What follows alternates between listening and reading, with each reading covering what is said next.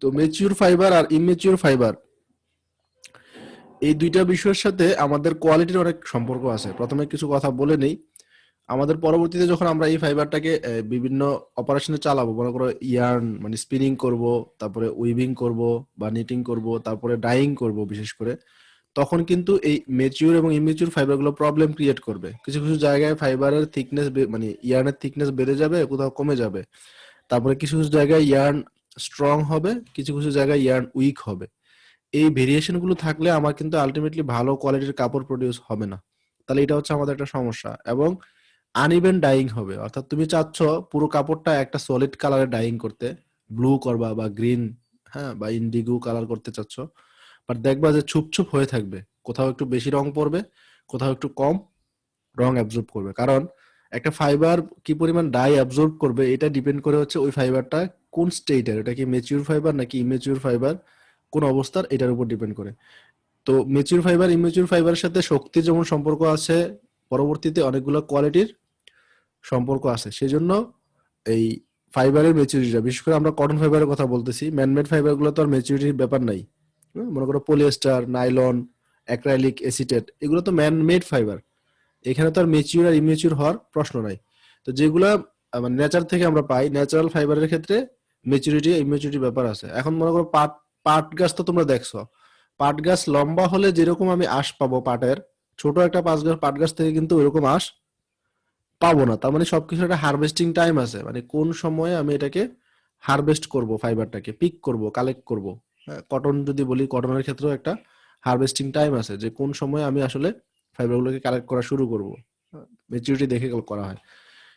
তো মেচুরিটি সংক্রান্ত ডিটারমিনেন্ট গুলো বলবো।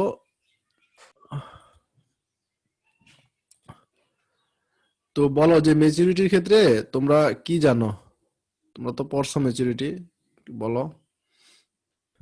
ন্যাচারাল ফাইবারে তো অবশ্যই মেচুরিটি নিয়ে পড়ছো তোমরা, তাই না? তো ওখান থেকে মেচুরিটি সম্বন্ধে কি জানো, বলো। স্যার কটনের ক্ষেত্রে পড়ছিলাম শুধু ম্যাচুরিটিটা।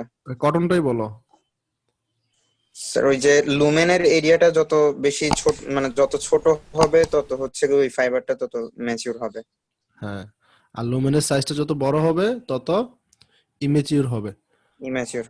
হ্যাঁ, তাহলে এটাই হচ্ছে মূল ব্যাপার। তাহলে আমি কটন ফাইবারের ম্যাচুরিটির কাছে এই কথাটা শুধু বলতে পারি যে এই লুমেনের সাইজ যত ছোট ফাইবার তত ম্যাচিউর, লুমেনের সাইজ যত বড় সেই ফাইবার তত ইমেচিউর।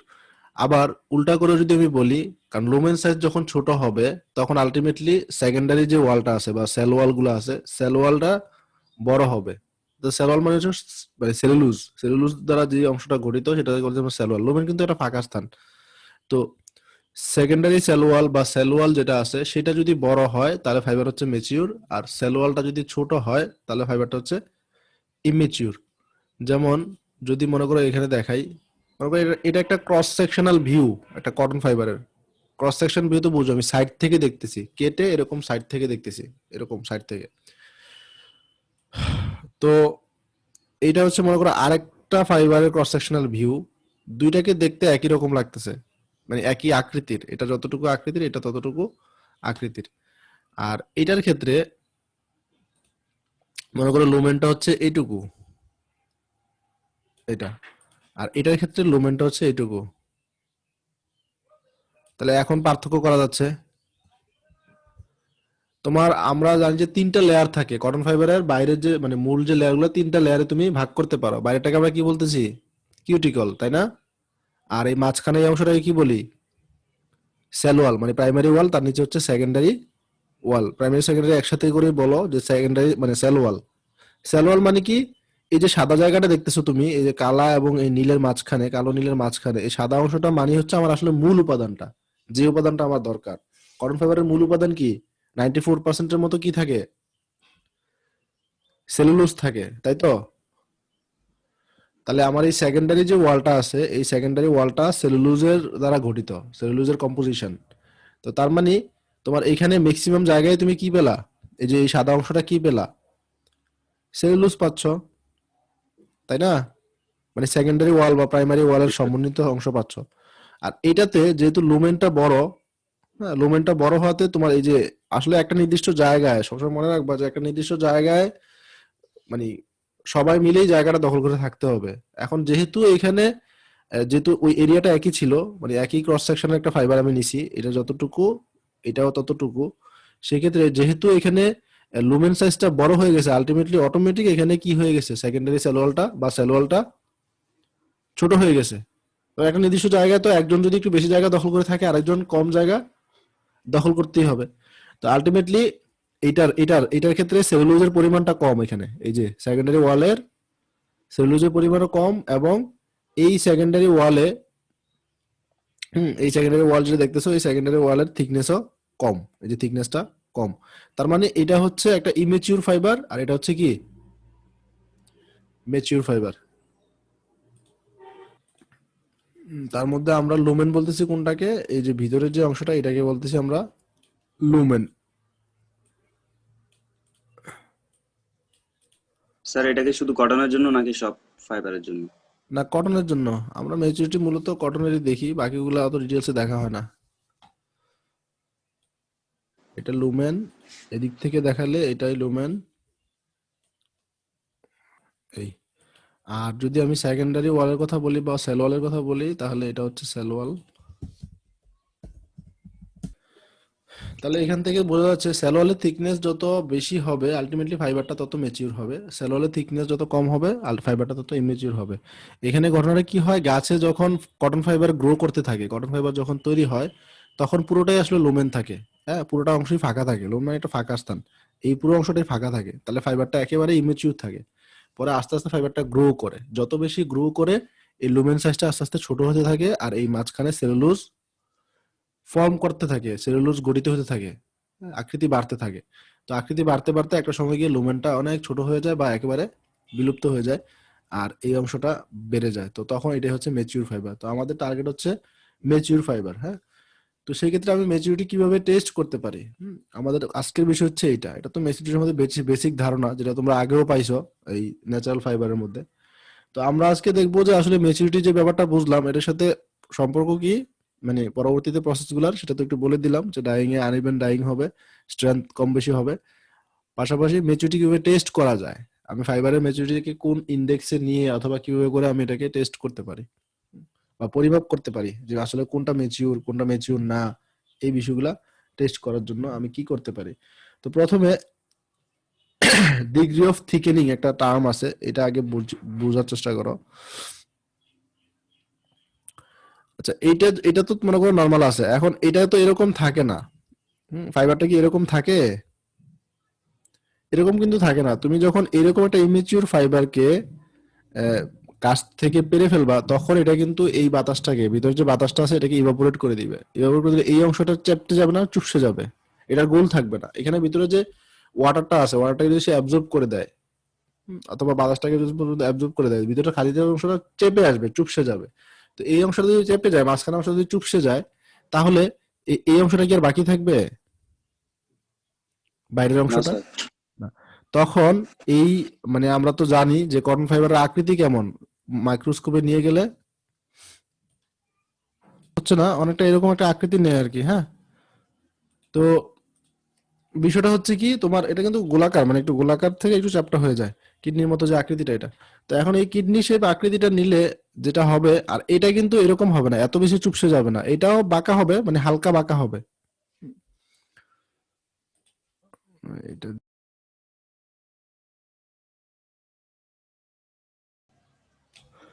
হ্যাঁ, এই দুইটার মধ্যে পার্থক্য হবে এরকম। ঠিক আছে, পার্থক্য কিরকম হবে, এটা কিন্তু চ্যাপ্টা হয়েছে, চুপসে গেছে, কিন্তু লুমেন সাইজ যে একেবারে ছোট, হালকা চুপসে গেছে। ঠিক আছে, হ্যাঁ, হালকা, অল্প একটু। আর এইটার জন্য এটা একটা দীর্ঘ আকৃতি ধরে এটা চুপসে গেছে। হ্যাঁ, এই হচ্ছে পার্থক্য এদের। তো এটা চ্যাপ্টা হবে বেশি, আর এটা চ্যাপ্টা হবে কি কম, তাই তো? এটা একেবারে রিবনের মতো হবে, মানে রিবন আকৃতির, ফ্ল্যাট। আর এটা হবে গোলাকারের কাছাকাছি, গোলাকার হবে না এক্স্যাক্টলি, কারণ এটা এটা এখান থেকেও তো কিছু পরিমাণ পানি ইভাপোরেট হবে। আলটিমেটলি এটা প্রায় গোলাকারের কাছাকাছি হবে। তাই এটা হবে মেচিউর ফাইবারের আকৃতি, এটা হবে ইমেচিউর ফাইবারের আকৃতি। তো এটাকে আমরা একটা ইন্ডেক্সে ফেলতে পারি। ইন্ডেক্সে কিভাবে ফেলবো? ইন্ডেক্সে ফেলার জন্য তোমরা তো জানো একটা কোনো একটা পরিধির বস্তু থেকে, এটার পরিধি যত ছিল এটার পরিধিও কিন্তু ততই, খেয়াল করো। আর এটার পরিধি যত ছিল, এই যে বাইরের ওয়ালটা, এটার পরিধিও কিন্তু ততই, জাস্ট চুপসে গেছে। গোলটাকে তুমি চাপ দিছো, চেপটে গেছে, এটাকেও চাপ দিছো, চেপটে গেছে, বাট পরিধি কি চেঞ্জ হয়েছে? হ্যাঁ, এই বাইরের যে পরিধি নিতা, আমি পরিধিটা নেই, বাইরের না স্যার। লেন্থটা, এটা চেঞ্জ হয় নাই। তো তারপরেও কিন্তু এই দুইটা এরিয়া কি একই থাকবে? পরিধি যেহেতু একই আছে, এটার এরিয়া যত হবে এটার এরিয়া কি তত হবে?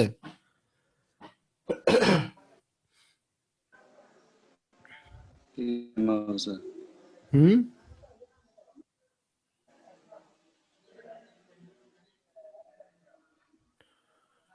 বলো। এইটার ক্ষেত্রফল যতটুকু হবে, যেহেতু পরিধি একই দুইটার, এটার ক্ষেত্রফলও কি তাই হবে না? জি স্যার। ভিন্ন মত আছে কারো? এটা তো জানো। এরকম হয় যে পরিধি একই হলে ক্ষেত্রফল কি একই হয়?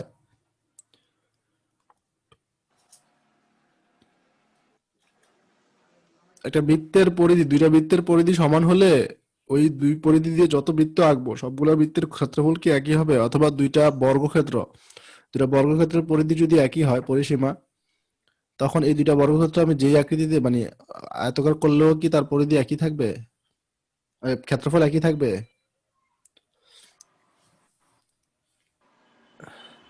আচ্ছা না আচ্ছা, স্যার, তখন কিন্তু ক্ষেত্রফল চেঞ্জ হবে, হুম, তখন কিন্তু চেঞ্জ হবে। চেঞ্জ হবে। একটা বস্তু পরিধি যা, ক্ষেত্রফল কিন্তু একই রকম ব্যাপার না। তুমি একটু খেয়াল করো, মনে করো এটা একটা বর্গক্ষেত্র, এটার পরিধি কত? আমি পরিধি হচ্ছে, মনে করো এটা নিলাম হচ্ছে কত, 4 করে নিচ্ছি, মনে করো 4 4, তাহলে কত হলো ক্ষেত্রফল? 16 আর পরিধি কত? ক্ষেত্রফল পরিধি 16, তাই তো? পরিধি হচ্ছে স্যার 16, 16 মনে করো মিটার, হ্যাঁ, আর ক্ষেত্রফল হচ্ছে 16 মিটার স্কয়ার। 16 square metre. এই, তো এখন আমি সেম পরিধির আরেকটা ক্ষেত্র আঁকবো, এইটাকে ঠিক রাখবো, অর্থাৎ যেটা আছে আমার এটাকে আমি ঠিক রাখবো।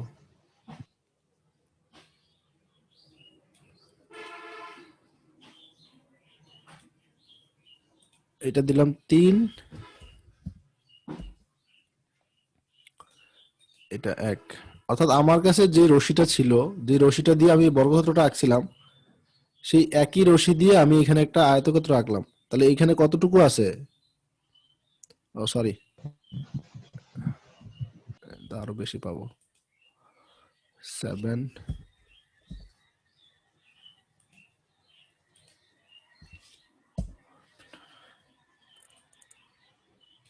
তাহলে এখন এটার পরিধি কত বলো তো? এই নিচে যে ক্ষেত্রটা আছে, 16। 16, 16 কিন্তু ক্ষেত্রফল 7। 7। তাহলে একটা পেলাম হচ্ছে 16 বর্গমিটার, আরেকটা পেলাম হচ্ছে 7 বর্গমিটার। যদি আমি এটাকে আরেকটু চেঞ্জ করি, তাহলে কিরকম চেঞ্জ আসে দেখো।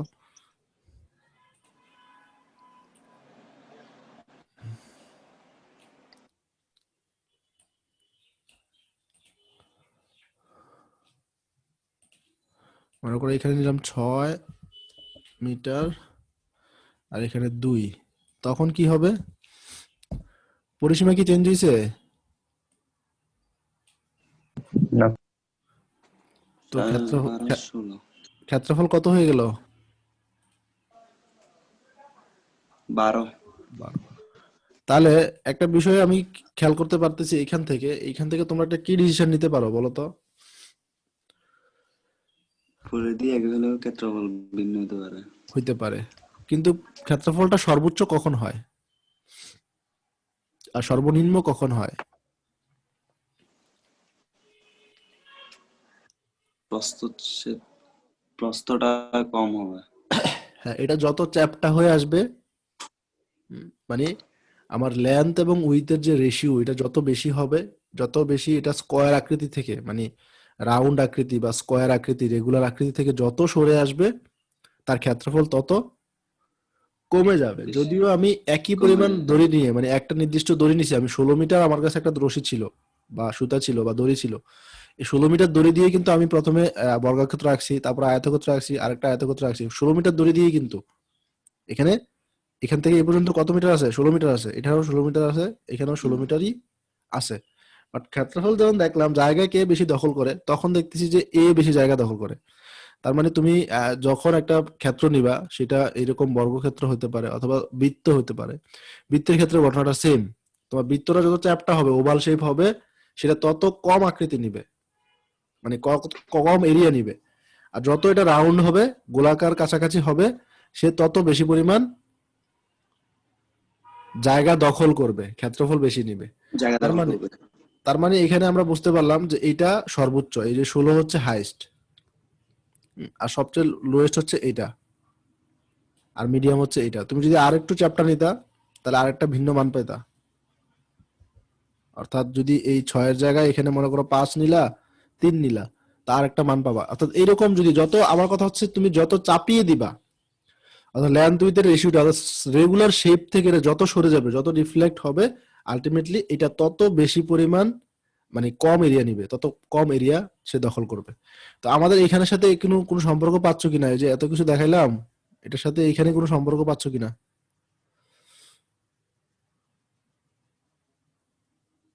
যেহেতু এটা বেশি পরিমাণ এরিয়া দখল করবে। হ্যাঁ, কিন্তু এটার পরিধি যত, এটার পরিধিও কিন্তু ততই। একই পরিধি হওয়ার পরও এটা বেশি ততই ক্ষেত্রফল নিবে, আর এটার ক্ষেত্রফল হবে কি? কম। কম। হ্যাঁ, তো তার মানে আমরা বুঝতে পারতেছি যে মেচিউর ফাইবার গুলা যেহেতু গোলাকারের কাছাকাছি থাকে, মেচিউর ফাইবার গুলা প্রায় রেগুলার, প্রায় গোলাকার, প্রায় বৃত্তাকার, একটু চেপটে গেছে আর কি, হালকা। হ্যাঁ, লুমেন সাইজ ছোট যে হালকা চেপটে গেছে। এটা লুমেন সাইজ তো অনেক বড়, এই জন্য বেশি চেপটে গেছে, এটা চ্যাপ্টা হয়ে গেছে। তারপর যে চ্যাপ্টা হয়ে যাবে, সে আসলে কম জায়গা দখল করবে। আর যে বেশি কম মানে চ্যাপ্টা হবে না, সে আসলে বেশি জায়গা দখল করবে। এখান থেকে আমরা একটা ম্যাথমেটিক্যাল টার্ম দাঁড় করানোর চেষ্টা করব যে আসলে কোনটা ম্যাচিউর বা কোনটা ম্যাচিউর না, এটা একটা ইন্ডেক্স দাঁড় করানোর চেষ্টা করব। এটাকে প্রিন্সিপালটা কাজে লাগাচ্ছে কোনটা? এই যে এটা, যখন একটা বস্তু ডিফ্লেক্ট হয়ে যায়, তখন সে কম পরিমাণ এরিয়া দেয়। তো এটাকে বলা হচ্ছে ডিগ্রি অফ থিকেনিং। ডিগ্রি, তাহলে এই ডিগ্রি অফ থিকেনিং, যেটাকে আমরা থিতা বলতেছি, থিতা সমান হচ্ছে, আমি লিখতে পারি এ বাই এ প্রাইম। এবার তোমরা বুঝবা এ কি আর এ প্রাইম কি। একটা হচ্ছে এ,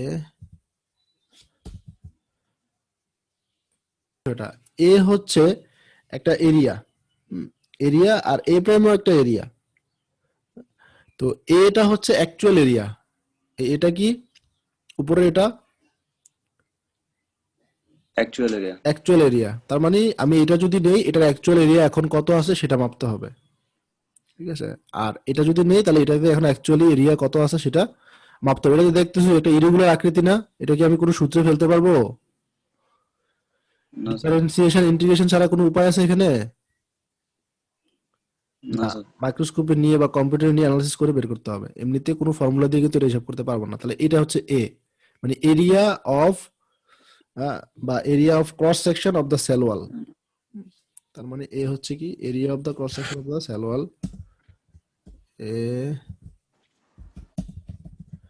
area of the cross section of the cell wall, মানে সেল ওয়ালের এরিয়াটা, সেল ওয়ালকে ক্রস সেকশন করার পরে, মানে প্রস্থচ্ছেদের ক্ষেত্রফল করার পরে, প্রস্থচ্ছেদ করার পরে তার যে এরিয়াটা পাবো সেটা হচ্ছে অ্যাকচুয়াল এরিয়া।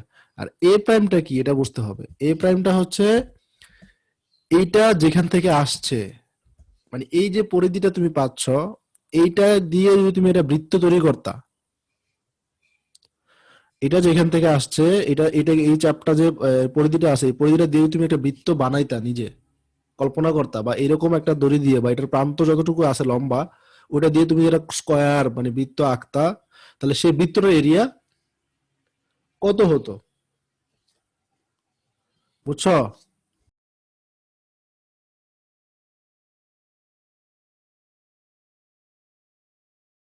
তার মানে কি, এটা হচ্ছে একটা, এইটার মানে এই ফাইবারটা দিয়ে যদি, এই পরিধিটা দিয়ে যদি আমি একটা ক্ষেত্রফল আঁকতাম, এই ক্ষেত্রফলটা যত হতো, হ্যাঁ, ক্ষেত্রফল যত হতো সেই ক্ষেত্রফলের একটা ক্ষেত্রফল মানে একটা বৃত্ত বানালে বৃত্তের ক্ষেত্রফল যত হতো সেটা হচ্ছে এ প্রাইম।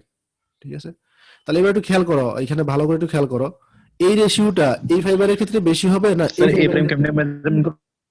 হুম, বলো তো কি? এ প্রাইমটা কিভাবে মেজার করব? মেজারে পরে আসতেছি, এ প্রাইমটা কেমনে মানে মেজারে আমি আচ্ছা আসতেছি, একটু পরে আসতেছি, আগে একটু বলো যে এই ফাইবারের ক্ষেত্রে এই রেশিওটা বেশি হবে নাকি এই ফাইবারের ক্ষেত্রে এই রেশিওটা বেশি হবে?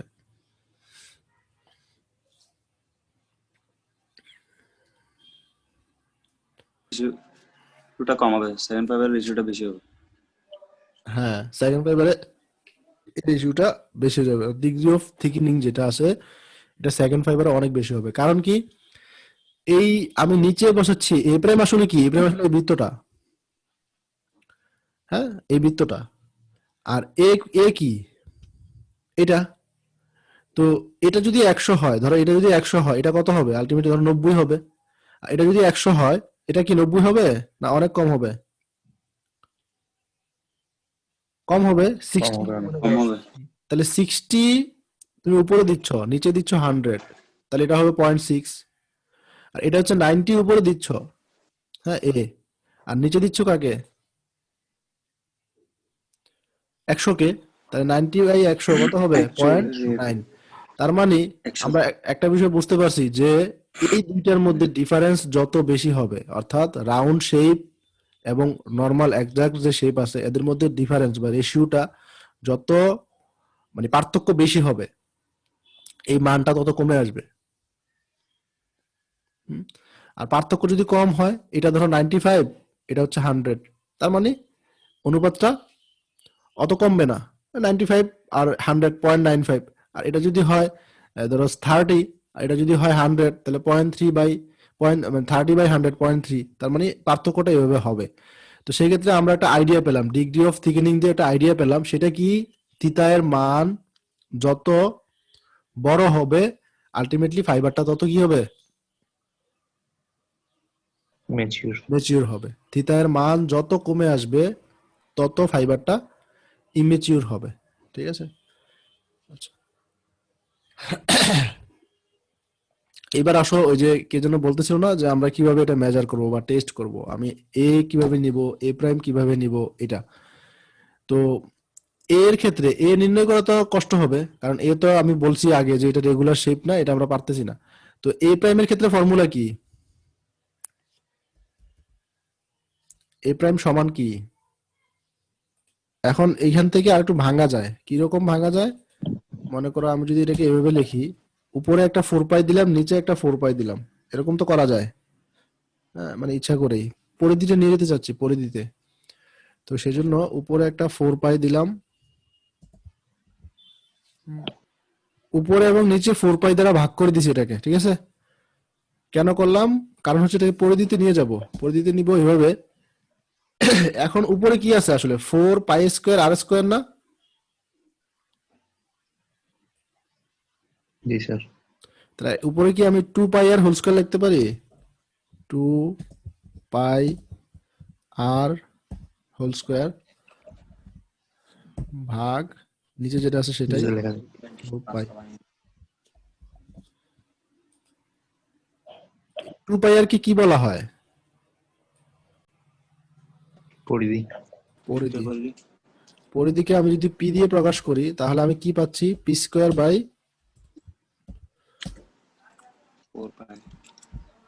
4 পাই, এটা পাবো, P square.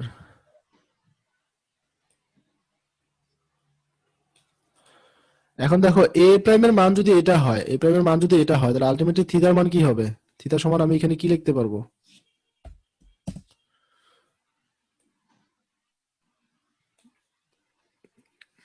4 pi a divide by p square. হ্যাঁ, 4 পাই a/পি স্কোয়ার, 4 পাই a, আর নিচে হবে পি স্কোয়ার। এই তাহলে এটা হচ্ছে আমরা আলটিমেটলি একটা ফর্মুলাতে আগালাম।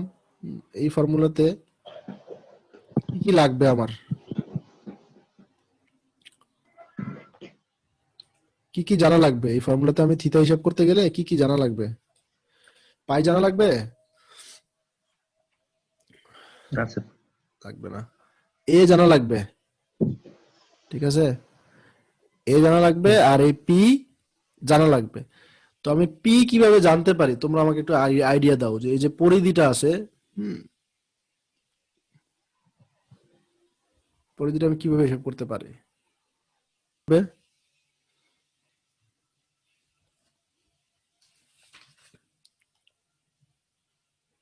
এটা তো এমনিতেই খুব ছোট ফাইবার না, এমনিতেই খুব ছোট।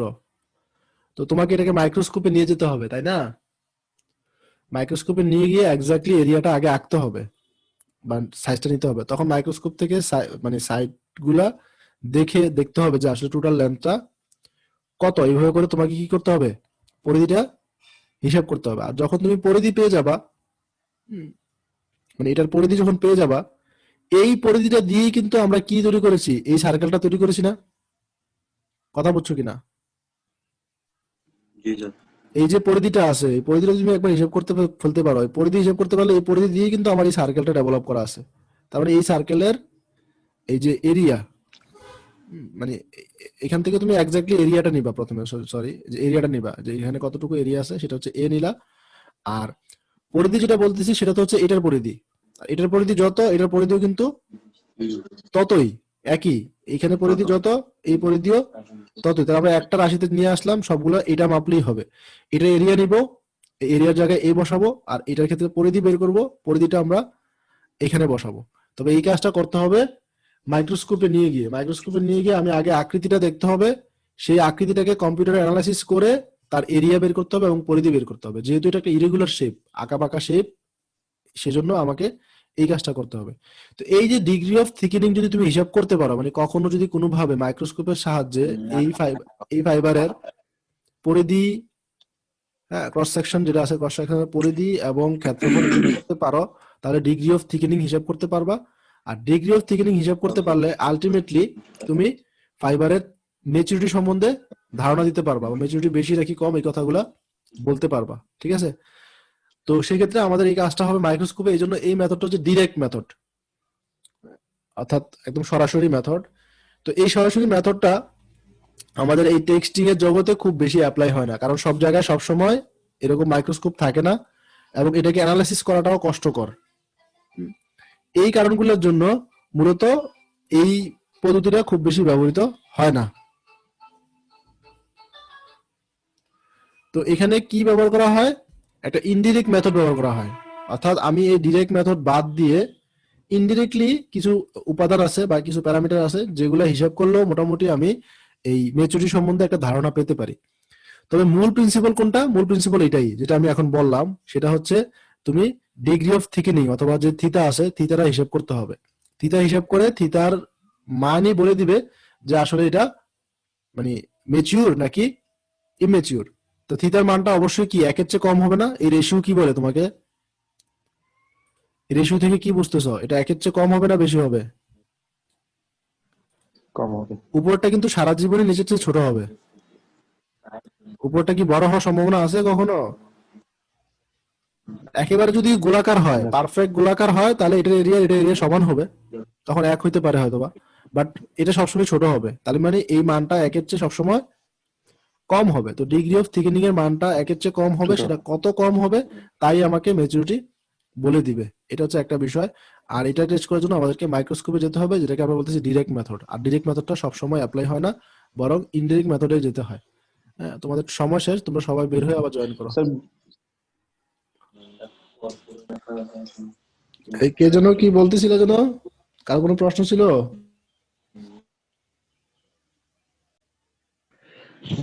স্যার বলতেছি টিটার মান কি নির্দিষ্ট, মানে এত মান হলে ওটা ম্যাচিউর, এর চেয়ে কম হলে ম্যাচিউর? হ্যাঁ, এটা আছে, এটা একটু পরে বলতেছি আর কি। হ্যাঁ, 0.67 আছে, এটাকে আরেকটা মানদণ্ড নিয়ে তারপরে বলতে হবে আর কি। মানে 67%-এর নিচে হচ্ছে ইমেচিউর, 67%-এর উপরে মেচিউর। এটা একটু পরে আসবে ডিটেলসে, তখন তুমি বুঝতে পারবা। তাহলে এটুক তো বুঝতে পারছো এমনিতে না? তাহলে আমরা একটা সমস্যার মধ্যে আছি, সেটা হচ্ছে আমরা এটা টেস্ট করতে পারতেছি না মাইক্রোস্কোপ ছাড়া, তাই তো? তো এখন আমরা কি করব? আগে দেখবো যে কোন কোন মেথডে, যে ডিরেক্ট এবং ইনডিরেক্ট মেথডের কথা বললাম, সরাসরি এটাতে না গিয়ে, সরাসরি এইটা টেস্ট না করে, থিতা টেস্ট না করে, অন্য একটা এলিমেন্টের সাহায্যে থিতাকে আমরা টেস্ট করে থাকি। এই জন্য বলা হচ্ছে ডিরেক্টলি এই কাজটা করা হয় না, ইনডিরেক্টলি করা হয়। তো কি কি মেথড আছে এই যে ম্যাচুরিটি টেস্ট করার জন্য, কি কি মেথড আছে সেটা আমরা আগে একবার জেনে নেই।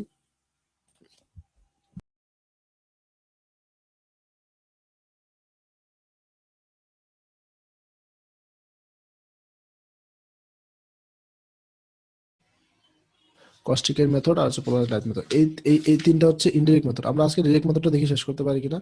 প্রথমে ডিরেক্ট মেথডের মধ্যে কি আছে, কস্টিক সোডা সুইলিং মেথড। হ্যাঁ, এক ডিরেক্ট।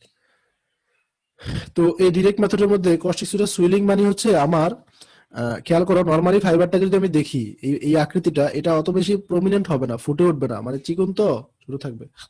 তো আমরা এটা যদি কস্টিক সোডা দিয়ে ট্রিট করি, হ্যাঁ, কস্টিক সোডা 18% সলিউশন দিয়ে যদি এটাকে সোয়েল করি, ভিজাই কস্টিক সোডা সলিউশন, এটা স্ফীত হবে, মানে একটু ফুলে উঠবে, ফেপে উঠবে, তখন এটাকে মাইক্রোস্কোপ দিয়ে অ্যানালাইসিস করাটা অনেক সহজ হবে। ঠিক আছে?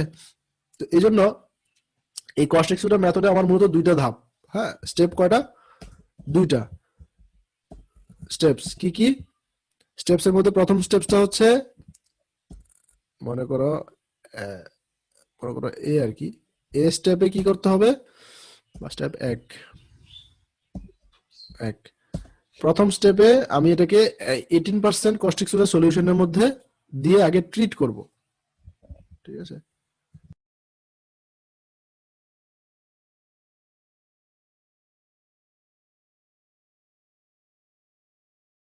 হচ্ছে আমার দুইটা মেথড, হ্যাঁ, মানে দুইটা স্টেপ। তো দুইটা স্টেপে কি কি বুঝলাম। কি করব, আমি প্রথমে কস্টিক সোডার 18% সলিউশনে আমি এটাকে আগে ট্রিট করব, অর্থাৎ মেশাবো। তারপরে হচ্ছে এটাকে মাইক্রোস্কোপে এক্সামিন করব। মাইক্রোস্কোপে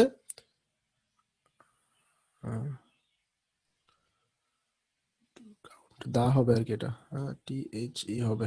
আচ্ছা, যাই হোক, বুঝতে পারবা। দা ম্যাচিউর, হাফ ম্যাচিউর এবং ইমেচিউর ফাইবার। তাহলে আমি হাফ ম্যাচিউর, ইমেচিউর এবং ম্যাচিউর, এই তিন ক্যাটাগরির ফাইবারকে আমি কি করব, মাইক্রোস্কোপ দিয়ে এক্সামিন করব। তো এই এক্সামিন করতে গেলে আমি কখন বুঝবো বা কিভাবে বুঝবো যে কোনটা ম্যাচিউর, কোনটা হাফ ম্যাচিউর, আর কোনটা হচ্ছে ইমেচিউর? এখানে একটা মানদণ্ড থাকা চাই কিনা। এই এই মানদণ্ডটা হচ্ছে, একটা ছবি দেখাচ্ছি তোমাদেরকে। এটা দেখো, এই ছবিটা দেখো। এই ছবিটাতে আমরা তিন ধরনের ফাইবার দেখতে পাচ্ছি। এই যে নিচে যেটা দেখতেছো, নিচেরটা হচ্ছে ম্যাচিউর, হ্যাঁ, এটা। আর এটা হচ্ছে হাফ ম্যাচিউর, আর এটা হচ্ছে ইমেচিউর। তাহলে এটাতে কি হয়েছে, এটাতে লুমেন সাইজ দেখছো কেমন? অনেক ছোট। ম্যাক্সিমামটাই কি, যে সেকেন্ডারি সেল ওয়াল বা সেল ওয়াল। তারপরে এটাতে মিডিয়াম, লুমেন সাইজটা মিডিয়াম, তার মানে সেল ওয়াল আছে, ভালোই আছে। হ্যাঁ, তো এই জন্য এটা এরকম চ্যাপ্টা হয়েছে, রিবনের মতো, মানে একটু কিডনির মতো হয়েছে। এই যে যেটা তোমাদেরকে আকৃতি দেখাইছিলাম আগে, এই যেটা সাইড থেকে দেখলে এরকম আকৃতি হবে, এটা প্রায় গোলাকার হবে। আর এটা কি একেবারে চুপসে গেছে না, চ্যাপ্টা হয়ে গেছে না, এটা একদম লাস্টে যেটা দেখতেছো। জি স্যার। হ্যাঁ, তো সেই ক্ষেত্রে এইখানে লুমেন প্রায় অ্যাবসেন্ট। ম্যাচিউর ফাইবার শর্ত হচ্ছে কি, লুমেন প্রায় কি অ্যাবসেন্ট। তো লুমেন অ্যাবসেন্ট মানে হচ্ছে আলটিমেটলি এটার আকৃতিটা একদম স্ট্রেট হবে। এটা এটা খুব বেশি মানে এটা হবে কি একটা, মানে দণ্ডের মতো, মানে রাউন্ড কোনো একটা স্টিকের মতো বা রডের মতো, এরকম একটা আকৃতি এটা নিবে, বা পেন্সিলের মতো, তাই না? এরকম গোলাকার একটা আকৃতি নিবে এটা, তাই না? কোনটা, এই ফাইবারটা। আর এই ফাইবারটা হয়ে যাবে কিসের মতো, একেবারে ফিতার মতো বা রিবনের মতো ফ্ল্যাট হয়ে যাবে, একেবারে চ্যাপ্টা হয়ে যাবে, তাই না? এটা তো এই হচ্ছে পার্থক্য। তো সেক্ষেত্রে ডেড ফাইবারের ক্ষেত্রে বলা হচ্ছে the wall thickness is less than 1/5 of the ribbon width. এই কথাটা আমি ওখানে লিখি, তাহলে বুঝতে সহজ হবে।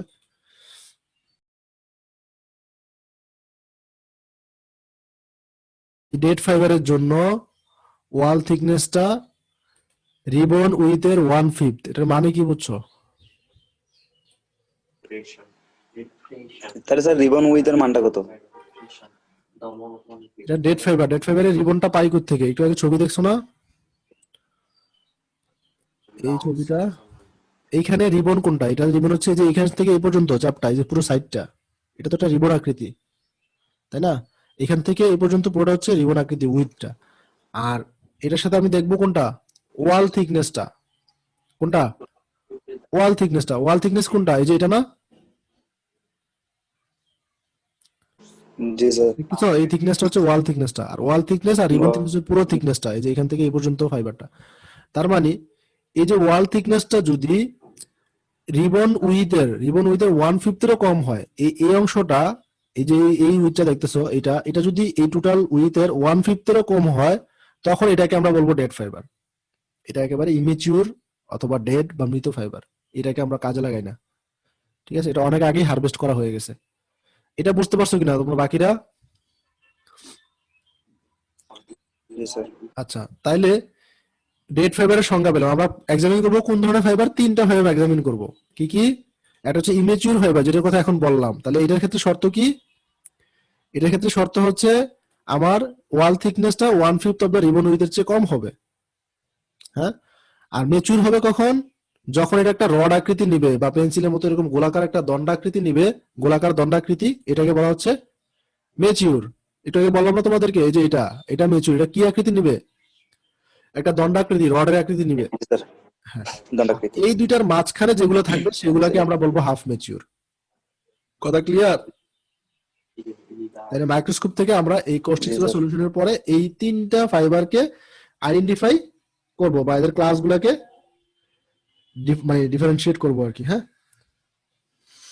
তারপরে আরেকটা রেটিং দেওয়া আছে যে তুমি চাইলে এই যে লুমেন উইথ এবং ওয়াল থিকনেসের রেশিও, এটা দিয়েও টেস্ট করতে পারো। কোনটা বললাম? এই যে লুমেনের যে থিকনেসটা আছে, লুমেন থিকনেস, এই লুমেনের থিকনেস, আর হচ্ছে কি ওয়ালের থিকনেস,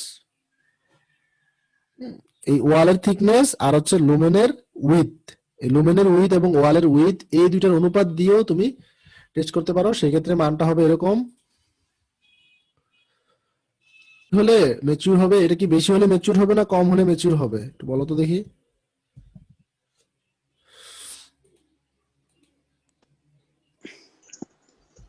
স্যার বেশি হলে। কম হলো ম্যাচুয়ালি। এটা কি সবার ক্লিয়ার হয়েছে যে কম হলে ম্যাচিউর হবে? জি স্যার। হ্যাঁ। কেন এরকম কেন হয়? কম হলে কেন ম্যাচিউর হয়?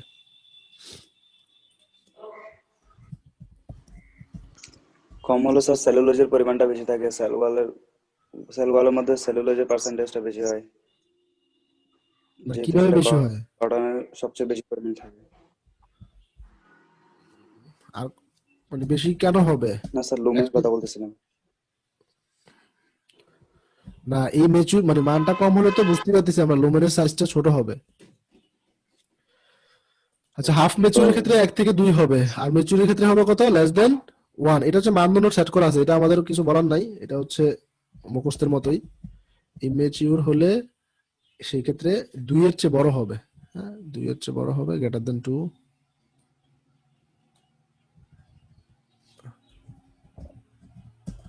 Greater than 2।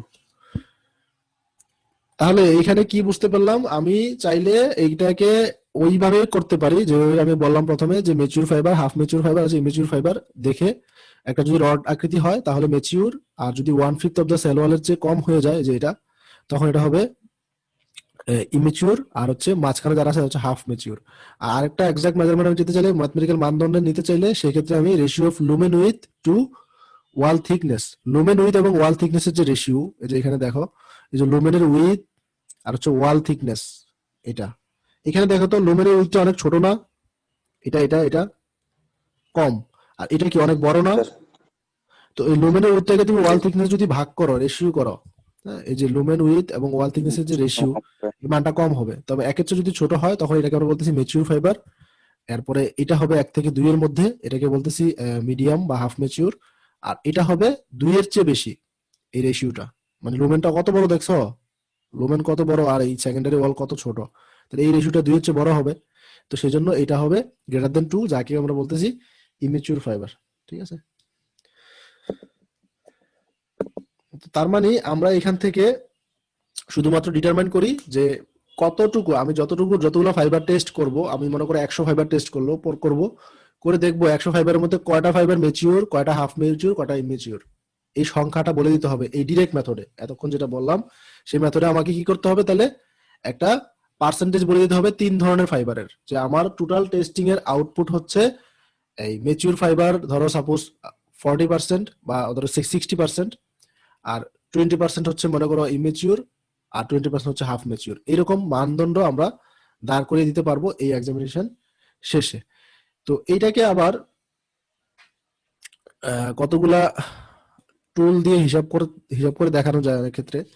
পার্সেন্টেজ আকারে যদি দেখাই, তখন পার্সেন্টেজ কি হবে, পার্সেন্টেজ অফ ম্যাচিওর ফাইবার। বলো তো একজন, কি করবো পার্সেন্টেজ অফ ম্যাচিওর ফাইবার বের করতে চাইলে? হ্যাঁ বলো, পার্সেন্টেজ কি হবে? রেশিওটাকে স্যার 100 দিয়ে গুণ করে যেটা আরে না, টোটাল কতটুকু এক্সামিন করলা, এর মধ্যে কতগুলো ম্যাচিওর, সেটাই তুমি পার্সেন্টেজ অফ ম্যাচিওর ফাইবার, তাই না? Number of mature fibre by কি হবে? Mature fibre divided by total হ্যাঁ, fibre. Total number of fibres, total number of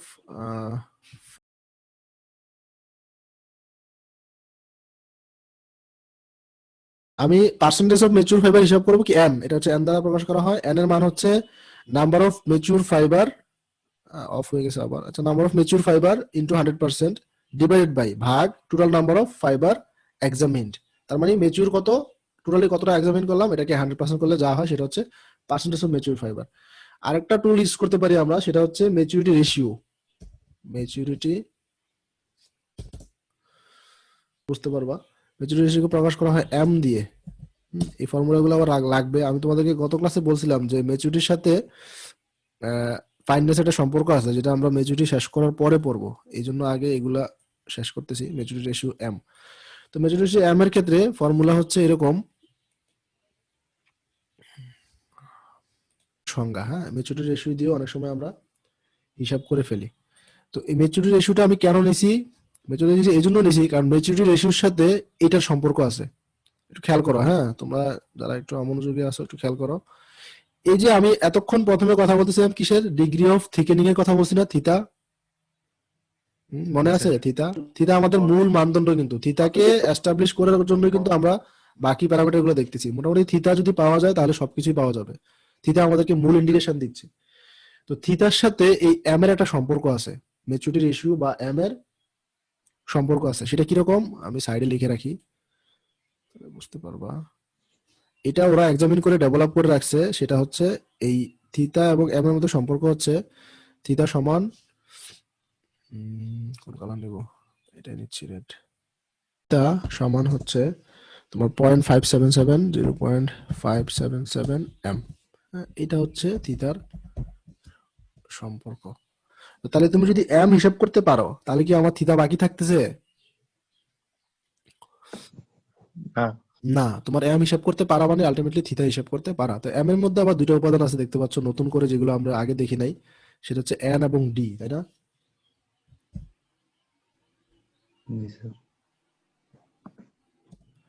তো এনটা তো একটু আগে বলাই হয়েছে, এনটা কি পার্সেন্টেজ অফ কি,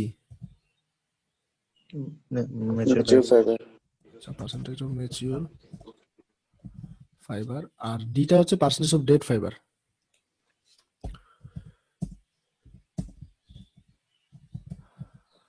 তাহলে ব্যাপারটা সহজ হয়ে গেল না এখন?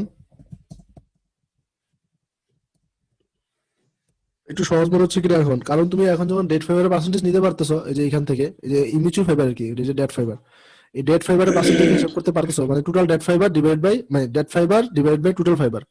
আর ম্যাচিউর ফাইবার কিভাবে নিবা? Total mature fibre mature fibre divide by total fibre. তাহলে এই দুইটা রেশিও করলে তুমি ডিও পাবা, এনও পাবা। আর এন ডি থেকে এই ফর্মুলাতে তুমি আলটিমেটলি এম পেয়ে যাবা, যেটাকে আমরা বলতেছি ম্যাচুরিটি রেশিও। আর এই ম্যাচুরিটি রেশিওকে খুব সহজেই কনভার্ট করে আমরা থিতাতে নিয়ে যেতে পারি, ঠিক আছে? তারপরে একটু আগে তোমরা যে প্রশ্ন করছিলে ওই প্রশ্নটাতে আমি আসতেছি, যে কত পার্সেন্টেজ হলে আসলে আমি ম্যাচিউর বলবো বা কি বলবো এটা। আর এন মাইনাস ডিটাকে তাহলে কি, এটাকে বলা হয় ইমমেচিউরিটি কাউন্ট। ইমমেচিউরিটি কাউন্ট অর্থাৎ তোমার এই কাউন্টটা এটাই আসলে টোটাল ডিটারমিনেন্ট। যদি তুমি বলো শুধু এন এন ডি, এটা না, আসলে এন মাইনাস ডি এর যে পার্থক্যটা, এটা হচ্ছে আমার ডিটারমিনেন্টস আর কি। এটাই আমাকে বলে দিবে আমার ঘটনা কি ঘটতে যাচ্ছে। এই যে এটা এন মাইনাস ডিটা, তাহলে এন মাইনাস ডিটাকে আমরা বলছি ইমেচুরিটি কাউন্ট, অর্থাৎ এই মানটাই আসলে আমার ডিটারমাইন করবে যে মেচুরিটি রেশিওটা কেমন হবে।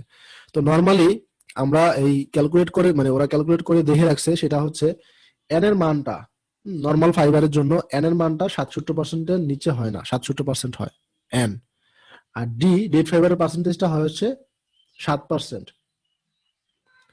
বুঝছো কিনা? Normal fibre Yes, sir. এনটাকে আমি 67% দিয়ে যদি এক্সপ্রেস করি, আর আমি তুমি অন্য পেতে পারো 67% জায়গায় কখনো আবার 70-80ও পেতে পারো না। হ্যাঁ? তো ফর এক্সাম্পল মনে করো একটা এক্সাম্পলে এন হচ্ছে কত 67 আর ডি হচ্ছে 7, তাহলে তুমি তখন এন এবং ডি এর পার্থক্য পাচ্ছ কত 60 না?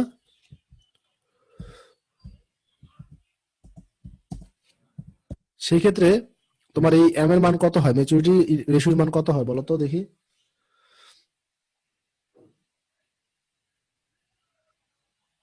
এই তাহলে তুমি এখান থেকে মান পেলে কত 1, তাই তো? দাস কালার কোনটা ছিল এটা, আচ্ছা মনে করো এখানে লিখি দাস এম সমান হচ্ছে 1। এটা হচ্ছে নর্মাল কন্ডিশনে তুমি একটা, আমরা একটা এক্সাম্পল দিলাম, এক্সাম্পল মোতাবেক এম এর মান পাচ্ছ 1।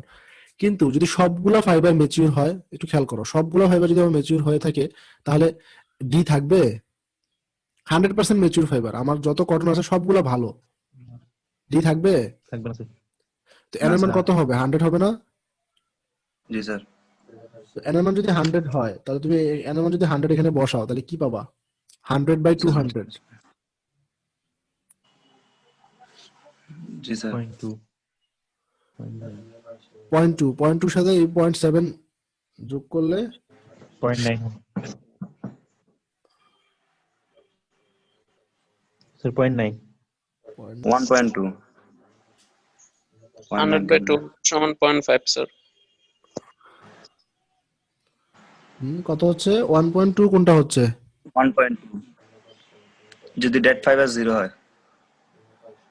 হ্যাঁ 0 67 রাখো, 67/200 দাও।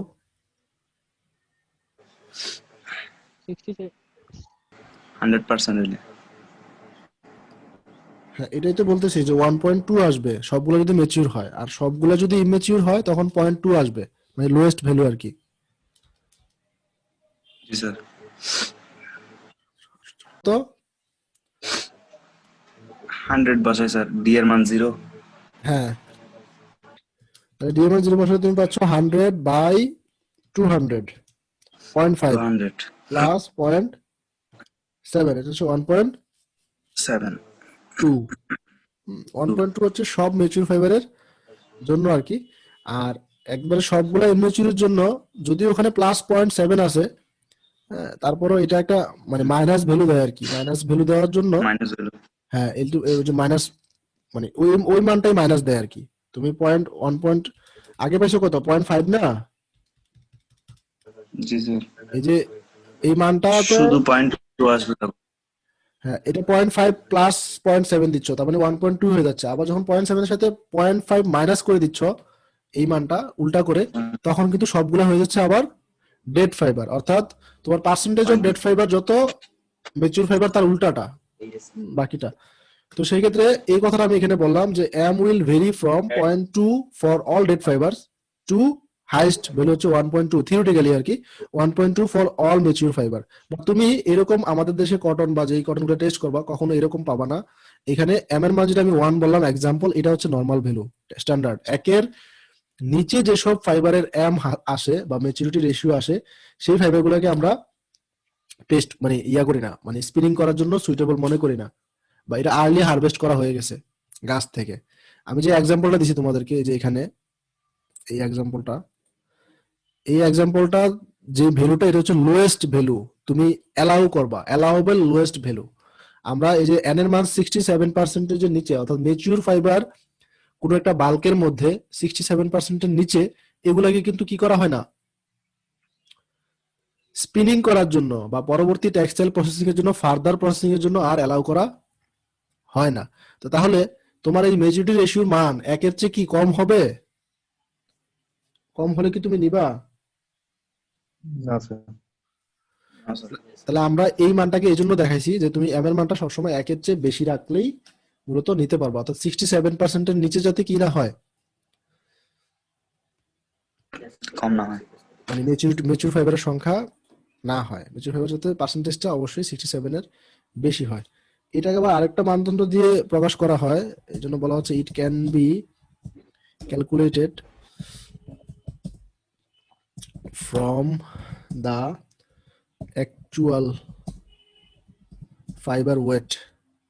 এখানে আরেকটা বিষয় চলে আসছে, তুমি এত কিছু ঝামেলা না করে অ্যাকচুয়াল ফাইবার ওয়েট পার সেন্টিমিটার দিয়েও করে ফেলতে পারো। অ্যাকচুয়াল ওয়েট পার সেন্টিমিটারকে বলা হয় এইচ, এন্ড দা স্ট্যান্ডার্ড দিয়েও করতে পারবা। কিরকম খেয়াল করো, এটাকে আরেকভাবে করা যায়। বললাম কি, তুমি এই পার্সেন্টেজের পরিবর্তে যদি ওয়েট পার সেন্টিমিটার আমরা করছি না আগে, মনে আছে? গত ক্লাসেই করছি, মানে যেটা কিনা ফাইননেস ছিল, ফাইননেস করার জন্য আমি কি করছি, মাইক ভ্যালু করছি না? ওটা আসলে কি ওয়েট পার ইঞ্চ না, মাইক্রোগ্রাম পার ইঞ্চ না? মনে আছে? এটা ওয়েট পার ইঞ্চ যদি হয়, ওয়েট পার সেন্টিমিটার তো স্যার। করা যাবে, ওটাকে একই তো। ওয়েট পার ইঞ্চ তুমি মাইক্রোগ্রাম পার ইঞ্চ যদি হয়, মাইক্রোগ্রাম পার সেন্টিমিটার তো করা যাবে, নাকি সমস্যা হবে? না স্যার। কনভার্ট করা আর কি, শুধু ইঞ্চকে সেন্টিমিটারে নিয়ে যাওয়া। তা তো সেক্ষেত্রে তুমি এই যে এম তখন হিসাব করতে পারবা এই দুইটা রেশিও দিয়ে। কোনটা কোনটা রেশিও দিয়ে? এই যে এটা এম সমান হবে, একটা হচ্ছে এই যে আমার এইচ উপরে বাই এইচ এস। তাহলে এইচটা কি বলতো একজন? Actual fibre weight. Fibre weight. এখন অ্যাকচুয়াল ফাইবার ওয়েট তো তুমি হিসাব করতে পারবা, কোত্থেকে পাবা? ফাইননেস থেকে। কথা বুঝতেছো কিনা? আমি গত ক্লাসে ওই কথাটা বলছি যে তোমাদেরকে ফাইননেসের সাথে ম্যাচুরিটির সম্পর্ক আছে, সেটা আমি পরে বলবো। তো এইচটা পাইছো কিনা? এইচটা আসলে কি? অ্যাকচুয়াল ফাইননেসটা, মানে লিনিয়ার ডেনসিটিটা। 1 সেন্টিমিটার বা 1 ইঞ্চের ওয়েট কত গ্রাম, এখানে দেখতেছো তুমি সেন্টিমিটারে, তাহলে 1 সেন্টিমিটারের ওয়েট কত গ্রাম অ্যাকচুয়ালি ফাইবারটার, সেটা আমি কোত্থেকে পাবো? মাইক ভ্যালু থেকে পাবো। ফাইননেস মাইক ভ্যালু যেই কথা, এটা কি কোনো পার্থক্যর বিষয় আছে? একই জিনিস না, শুধু সেন্টিমিটারটা ইঞ্চ, ওখানে ইঞ্চ, এটা হচ্ছে সেন্টিমিটার, তাই তো? আর আমার সমস্যা হবে কোথায়? স্ট্যান্ডার্ড ফাইবার ওয়েট পার সেন্টিমিটার। অর্থাৎ তুমি তো তোমার কাছে যে অ্যাভেলেবেল ফাইবারটা আছে সেইটার মাইক ভ্যালু নিলা, কিন্তু স্ট্যান্ডার্ড ফাইবার কোনটা? স্ট্যান্ডার্ড যে ফাইবারটা কথা বলতেছি আমরা, অর্থাৎ ওই ফাইবারটাকে যদি আমি এক্স্যাক্টলি একটা স্ট্যান্ডার্ড ফাইবারের সাথে তুলনা করি, যেটাকে বলা হচ্ছে যে intrinsic fineness, that which the fiber would able fully matured in the arbitrary sense of having n-d60। অর্থাৎ আমার যে ফাইবার আছে সেটা আমি ফাইননেস হিসাব করব, এটা অ্যাকচুয়াল ফাইবার ওয়েট। বাট যদি আমি আরবিট্রারিয়াস ভাবে মনে করি যে ফাইবারটার স্ট্যান্ডার্ড যদি হতো এটা, তার এই ম্যাচিউর ফাইবারের পার্সেন্টেজ বা পরিমাণ যদি 60 হতো, মানে যে পার্থক্যটা যদি 60 হতো, তখন সেই ফাইবারটাকে আমি বলতেছি স্ট্যান্ডার্ড ফাইবার। সেই রকম একটা ফাইবারের এইচএস অর্থাৎ ওয়েট পার সেন্টিমিটার যত, সেটাকে বলা হচ্ছে স্ট্যান্ডার্ড ফাইবার ওয়েট পার সেন্টিমিটার। এই কথাটা কি ক্লিয়ার কিনা? না হলে আমি আবার বলবো। স্যার আরেকবার বলুন তো। স্যার আরেকবার বলেন। এইচ তো আমরা বের করতে পারবো, এইচটা হচ্ছে আমার ফাইননেস, মোট কথা ফাইননেস কিছু না। তুমি ওখানে পাবা হচ্ছে মাইক্রোগ্রাম পার ইঞ্চ। তুমি ওই মাইক্রোগ্রাম পার ইঞ্চকে কি করে ফেলবা? মাইক্রোগ্রাম পার সেন্টিমিটার করে ফেলবা, ঠিক আছে? মানে এক্স্যাক্টলি তুমি ফাইবারের কত ফাইননেস পেলা বা মাইক্রোনিয়ার ভ্যালু পেলা, সেটা হচ্ছে মাইক্রোগ্রাম পার ইঞ্চ চলে যাবে মাইক্রোগ্রাম পার সেন্টিমিটারে কনভার্ট করে নিবা, শেষ। এইচএসটাও মাইক্রোগ্রাম পার সেন্টিমিটার, বাট কিসের? যে ফাইবারটা আমি টেস্ট করলাম সেটার না, একটা স্ট্যান্ডার্ড ফর্ম অফ ফাইবারের। আমার কাছে যে ফাইবারটা আছে সেটা মেচুরিটি পার্সেন্টেজ 60% থাকবে বা এরকম 67% মেচুর ফাইবার থাকবে, এটা বলা আছে নাকি আরো কম বেশি থাকতে পারে? কম বেশি থাকতে পারে। কম বেশি থাকতে পারে। কম বেশি থাকতে পারলে ইমেচুর ফাইবারগুলো তো হালকা হবে, মেচুর ফাইবারগুলো তো ভারী হবে। তার মানে তোমার এই যে এইচ এর মানটা তুমি নিবা, মাইক্রোনিয়ার ভ্যালুটা, সেটা বেশি কম হবে। আমি যে ফাইবারটা নিয়ে মাইক্রোগ্রাম পার ইঞ্চ বের করবো সেটা কম বেশি হবে। বাট স্ট্যান্ডার্ড যেটা, স্ট্যান্ডার্ড ক্ষেত্রে এই মানটা কিন্তু কম বেশি হবে না। তো সেই জন্য আগে থেকে একটা কথাটা বলতেছিলাম যে তোমার এইচ তো আমরা বুঝতে পারছি, আর এইচএস টা হচ্ছে আজ আমি এখানে লিখে দিছি, কনভার্ট হতে হতে the standard fibre wait per centimetre, যেটাকে আমরা বলতেছিলাম যে এই যে এটা এইচএস, স্ট্যান্ডার্ড ফাইবার ওয়েট পার সেন্টিমিটার। আরেকটা নাম হচ্ছে ইন্ট্রিনসিক ফাইননেস। হ্যাঁ, ইন্ট্রিনসিক ফাইননেস হচ্ছে এটা আরেকটা নাম। এটার মানে হচ্ছে that which যাতে fiber would have fully matured in the arbitrary sense of having n minus d of 60। যখন এই n minus d এর মান 60 হয়, এরকম একটা আরবিট্রারি মানের জন্য ফাইবারের যে স্ট্যান্ডার্ড ওয়েট পার সেন্টিমিটার আছে সেটাকে বলা হচ্ছে এইচএস। তার মানে এই দুটো রেশিও করলে আমরা এম পেতে পারি। এম তো এখান থেকেও পেতে পারি ম্যাচুরিটি রেশিও, আবার এভাবেও পেতে পারি। দুইভাবেই আমি কি করতে পারি, এম হিসাব করতে পারি। ঠিক আছে, তাহলে আমরা কি পড়তেছিলাম এটাও একটু বোঝা দরকার, আমরা তো পড়ে যাচ্ছি। প্রথমে আমরা ডিরেক্ট মেথড পড়তেছি, ঠিক আছে। ডিরেক্ট মেথডের ক্ষেত্রে আমরা বলছিলাম কি, এই যে treated with caustic soda, caustic soda থেকে ট্রিট করে আমি তিন ধরনের ফাইবার পেতে পারি, ম্যাচিউর, হাফ ম্যাচিউর, ইমেচিউর। এটাকে তিন ভাবে আবার অ্যানালাইসিস করতে পারি। প্রথমে কিভাবে অ্যানালাইসিস করতে পারি, এইভাবে পার্সেন্টেজ অফ এই যে পার্সেন্টেজ অফ ম্যাচিউর ফাইবার, যেটা আমরা দেখালাম যে number of mature fibre percentage into 100% divided total number of fibre examined. আরেকভাবে করতে পারি, সেটা হচ্ছে ম্যাচুরিটি রেশিও দিয়ে। ঠিক আছে, ম্যাচুরিটি রেশিও ফর্মুলা কি, এই যে এটা n - d / 200 + 0.7। এই ম্যাচুরিটি রেশিওটা এমটাকে আবার আরেকভাবে হিসাব করা যায়, সেটা হচ্ছে ওয়েট পার সেন্টিমিটার দিয়ে এবং স্ট্যান্ডার্ড ওয়েট পার সেন্টিমিটারের রেশিও দিয়ে। বোঝা গেল?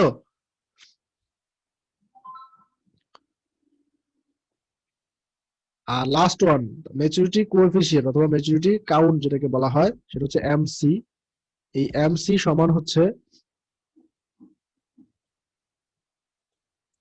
কালো দিয়ে লিখি, এমসির যে ফর্মুলা সেটা বুঝলেই বুঝে যাবা যে আসলে কিভাবে হচ্ছে এটা। এমসির ফর্মুলা হচ্ছে এই সবগুলা, এই যে তিনটা টুল বা তিনটা এলিমেন্ট যে বলতেছি আমি, এই তিনটা এলিমেন্ট কিন্তু কোত্থেকে আসছে, ওই একই জিনিসকে কাজে লাগিয়ে। সেটা কোনটা? একই জিনিস মানে হচ্ছে এই যে আমার মূল যে কথাটা ছিল, অর্থাৎ এই ম্যাচিউর ফাইবার, হাফ ম্যাচিউর এবং ইমেচিউর, এটাকে কাজে লাগিয়ে কিন্তু আমরা এই পর্যন্ত আসছি। এই তিন ভাবে টেস্ট করা যায় বা টুলের মাধ্যমে প্রকাশ করা যায়। তো এখানে সূত্র হচ্ছে একই, n plus 0.6 h plus 0.4 i, এটাকে ভাগ দিব 100 দিয়ে। এটা হচ্ছে ওয়েটেড অ্যাভারেজ। ওয়েটেড অ্যাভারেজ বুঝো না, যারা স্ট্যাটিস্টিক্স পড়ছো,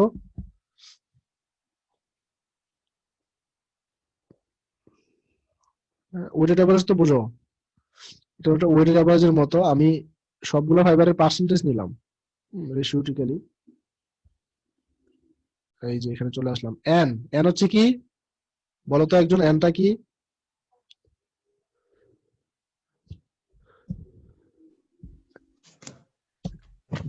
Percentage of maturity fiber. Percentage of mature fibre. আর এইচ, এক সেন্টিমিটার একটা ফাইবার ওয়েট কত গ্রাম, অ্যাকচুয়াল কত গ্রাম? না এখানে এই ফর্মুলাতে তো এইচটা একটু ভিন্ন, এটা হচ্ছে হাফ ম্যাচিউর ফাইবারের পার্সেন্টেজ। হ্যাঁ,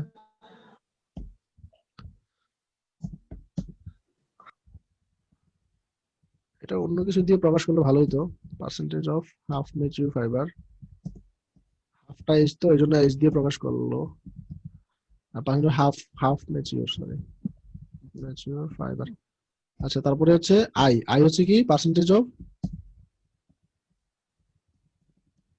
ইমেচিউর ফাইবার। এই তিনটা উপাদান তো আমরা পাবো কোত্থেকে? এই তিনটা কোত্থেকে পাবো?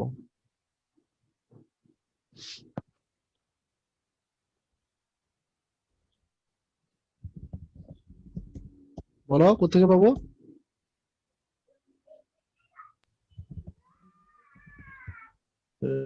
Ratio hmm? রেশিও অফ ওটা থেকে, ওই যে উপরে যে ওই আমরা রেশিও অফ প্রথমে ডোমেন। মূল কাজটা যেটা করছি সেটা তো এটা, এই যে এটা ডিরেক্ট মেথডে সলিউশন করে আমি ম্যাচিউর পাচ্ছি, হাফ ম্যাচিউর পাচ্ছি, ইমেচিউর পাচ্ছি। এটাকে অ্যানালাইসিস করতে হচ্ছে এইভাবে। তো এখানে এটা ক্ষেত্রে রেটিংটা কি সেটা বলে শেষ করতে তোমাদের হচ্ছে 11:30 বা আরেকটা বেচের ক্লাস আছে। এমসি ময়েশ্চার মানে ম্যাচুরিটি কোএফিসিয়েন্ট, এমসি এর ভ্যালু, আর এটার সাথে সম্পর্ক করব আমরা কি, রেটিং, মানে কেমন হয় রেটিং।